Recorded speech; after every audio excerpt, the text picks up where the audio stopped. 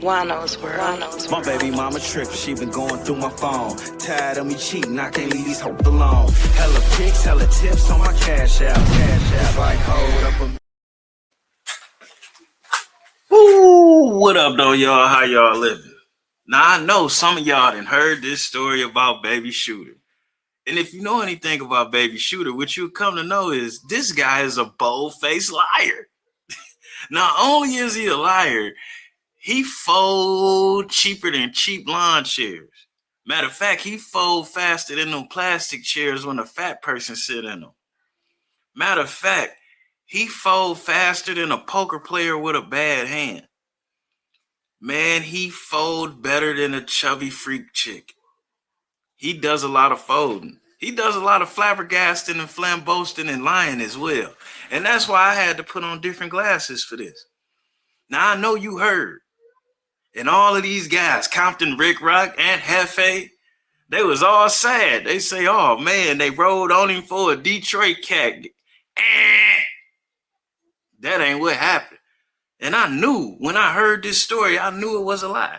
Not only did I know it was a lie, I'm looking at the selective politicking. Now, y'all gangbangers, at Hefe, Compton, Ric Rock, Baby Shooter, all y'all go on No Jumper, and you know what y'all do? Y'all go on there and beef with other black men, other gangs for no reason. And y'all let the white boy make all the money off of it. Ain't no problem. He pay y'all peanuts, less than minimum wage, to make millions of dollars a year off of y'all risking y'all lives, y'all freedom, y'all self-respect. It have been so many people got their ass whooped for things that happen on No Jumper. It ain't even funny. You done had a nice amount of people go to jail, but ain't nobody doing nothing to that white boy. But you gangbangers was stone cold upset at the idea a dude from Detroit could have possibly had enough pull to get somebody touched inside the LA County jail. Now go look at that. First of all, let me tell you something. Ain't no Detroit dudes dropping bags. If you know anything about a dude from Detroit, we come through the door, we come into the relationship, we come into your city spending money, doing business, making friends, building relationships. So if somebody pulls a play based on a relationship with somebody from Detroit, they protecting money that's already being exchanged, not trying to secure a bag for a service. That's short money. If you're dealing with somebody from Detroit, they want to see you next time, and the time after that, they want to be able to deal with you next year. Period. That's pretty much how we all roll. So I knew it was a lie as soon as they talking about somebody dropped a bag. Like, yeah, right. And then most people from other states, they be so comfortable in their relationship with Detroiters because it'd be a lot of scrounging, scaving, and scamming. You know what I'm saying? Not to say we don't have our criminalistic endeavors here, but for the most part, we're going to keep that business solid. You know what I'm saying? We're going to keep that business solid. Most of us are, actually take care of our families around here. You know what I'm saying? So a little bit different than other places. I know in some of these other cities, a lot of people live with their moms or their girlfriend. You know what I'm saying? That's not really a Detroit thing. That's not prevalent. You know what I'm saying? But back to the story. That's how I knew they was lying. But they just got busted. So let's see what Compton Ric Rock got to say, because he looked like he was about to shed a tear if a Detroit dude was able to pull that play. But we ain't gonna put Compton Ric Rock out there like that. But he was emotional. He got a broke arm, he got stab wounds and stuff like that. Man, cut this out, man. Like, look, bro. Right. And that's really how I knew he was lying. Because how you got a broke arm, got stabbed in, jumped on, but you on the internet the next day doing the interview, you ain't in the infirmary, you ain't in the medical unit, they ain't had to airlift you up out of there. Something else. I just stopped somebody else who didn't have nothing to do with this situation. I just stopped somebody from Grape Street. He's on the tier above. So down there when he... Time out. Grape Street do got something to do with this. You know why? Do you know why? Because when Baby Shooter first got pressed for being a part of the robbery of T Grizzly's house, which T Grizzly didn't snitch in, but when he first got pressed, Baby Shooter told on somebody from Grape Street. I forgot the dude's name. He was saying so and so from Grape Street and such from this hood. He he gave up the ghost. He gave up the ghost. He sat on his phone and told to a Detroiter everybody that was involved in that robbery. He even went as far as to tell the group of people who known for hitting the most of those type of licks. Oh yeah, he rolled over like a fat rat. That was 4-man sales. On top of 2-man sales. I just stopped somebody from Grape Street from walking up in the dub and said, "Hey, bro, you heard about that situation?" He said, "What situation?" I said, "The situation was shooter." He's like, "Oh yeah, on TV, so we all heard it." I said, "What happened?" I said, did they do BS? You know what I'm saying? The dudes that got on them? He's like, "No, on Grape Street." You know what I'm saying? He put it on his hood. Shooter did punk. So you got people from all these different cars. And then you had the host from Durock. I don't even think you had to meet him. That was on the you got different people that was on that tier that heard and know what happened, bro. And you sit there still want to lie. Talking about you was stabbed in your arms, bro. This is what I really want to break down lastly before I finish. Stabbed in your arm, bro. Crazy. Now dig here. This crew that Baby Shooter represents, like, man, they done had a couple of people arrested with their narratives that they put on the internet. And to me, this narrative right here, it was like a last-ditch effort to get my man's T Grizzly investigated. Like, this is sad. Now, Compton Ric Rock, you was about to cry because you thought the Detroit dude put a hit on these people, but now you finding out the truth. Are you not emotional that this is how people from your city is carrying it, especially this Baby Shooter dude? Now, if you look at it, Baby Shooter, he the next Crip they about to put in jail. Shit, they done got Big U. They done got Brick Baby. They done got Loose Cannon. You know what I'm saying? Baby Shooter. Like, yo, I mean, I don't know if it's war on Crips, but you got a certain group of people that's putting as many Crips in jail as you more than you can count.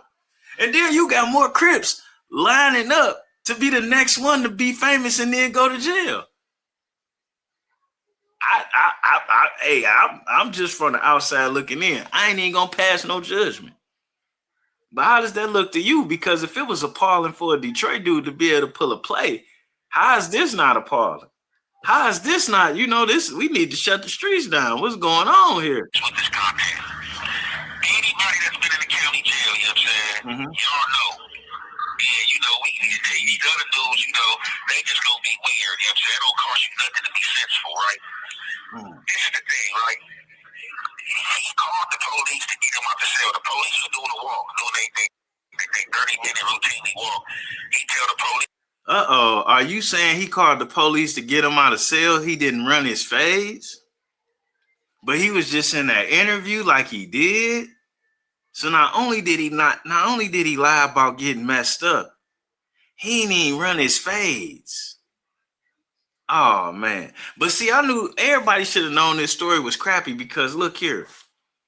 The same device that you would use to record audio in this day and age is the same device that can also record video. So when I saw audio without video, but then you got the audio of the people involved saying their name and their hood, then why wouldn't they put the video out if it was all about content? And that's how I knew it was a play for show. And then when they said the Detroit dude put a bag out, especially the two Detroit dudes that they was accusing of putting the bag out, I know these two niggas.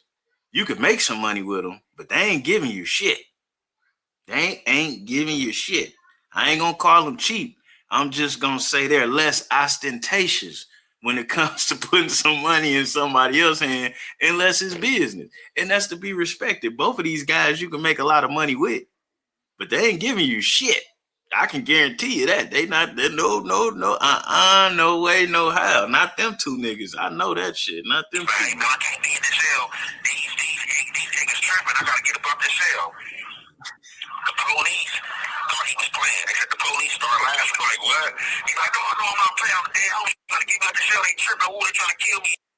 On the dead homies. That's crazy. You got people giving their lives up people giving their lives up for gangbanging just for their memory to be sullied by a bitch-made ass dude putting it on the dead homies. I got dead friends. I got a dead brother. I couldn't imagine putting nothing on that nigga. I couldn't imagine putting nothing on my homies. Especially not no real shit. That's these motherfuckers fake as $3 bills, man. Shout out to Ed Hefe and Compton Ric Rock. Y'all gotta run y'all content. Y'all got y'all own stuff going on. Maybe y'all didn't peep that this shit was faker than Cardi B's body. Maybe you ain't see that. Maybe you didn't see this shit was more made up than Lil' Kim's face. You know, maybe you didn't notice that this shit had more cover up than Lil La Rosa. I don't know. These toenails got acrylic and fake nails on them. I mean, what's going on with this shit? Y'all didn't see that, I guess. Here, the police are, oh, you serious? The police got the gang pop, got him up out of there. Now, this is the thing. If this man was stabbed up and had a broken arm, stabbed up, he got to be bleeding. And like I said, these dudes in here playing with metal is not even no plastic. So he's stabbed up and he's bleeding. As soon as they took him out that module, they would have came back to that same cell, and everybody in that cell would have went to the hole. Everybody in that cell would have went down. But you know why ain't nobody went down or nothing happened to nobody? Because nothing of that significance happened to him. And that would have been snitching. That would have been snitching too. But ain't nobody get arrested. The tear wasn't bloody. This fool ain't go to the medical. And then he already out doing interviews. All in 36 hours. Nigga, please. Yo, shout out to all the West Coast content creators. Shout out to everybody. But I noticed some of these guys, they felt infiltrated when the idea that a Detroit dude could have pulled a play like that in LA County Jail.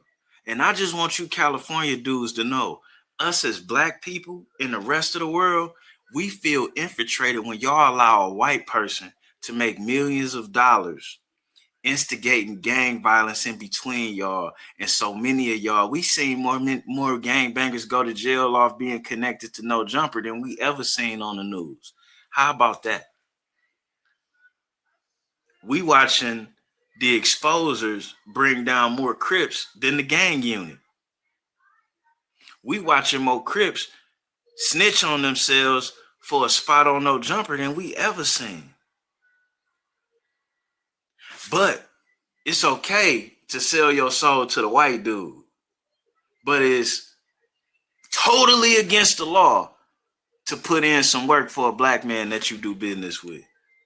That y'all don't see no problem with that? That don't bother you a little bit? I mean, either it's all wrong or ain't none of it wrong, man. But you can't be a selective activist. Either you want better for black people or you with the bullshit. Because please believe you me, I'd rather put in work on the account of a black man who take care of me, look out for me, pay me, than risk my life for a white dude that's going to talk bad about me right after risking my life comes to pass. And on that note, we out here on that ass. Blamed it on the Detroit dude. You know, these guys that got a lot of people arrested. They done got a lot of people investigated. You know what I'm saying? Maybe it was happenstance. Maybe it was on purpose. Maybe it was a lot of things. But when these dudes get to pushing these narratives, saying things that could turn into a RICO, even if it's untrue, you got to watch out. And everybody make money off of this content, but ain't nobody real enough to call out the truth. And the truth is, I don't want to say niggas is self-haters, but it's funny how everybody fall in line to stop a black dude from having a certain amount of power and just give that same power to the white dude to where he get to run off with the money and y'all niggas die and go to jail. Ridiculousness. I can't believe y'all was so hurt that the fact or the idea of a Detroit dude could have pulled that play. Even though us Detroiters knew we would have never pulled that play. Why would we risk? Y'all do a lot of talking. Y'all do a lot of internet. Y'all do a lot of exposing. Why would somebody risk dropping a bag out there to California? Look at what just happened to Dirt. These dudes been killing people all over America, but ain't nobody get knocked until they dropped a bag in Cali or bought some guns in Cali. Like, come on, man. Content ain't worth everything, and everything ain't content. Simple. We out.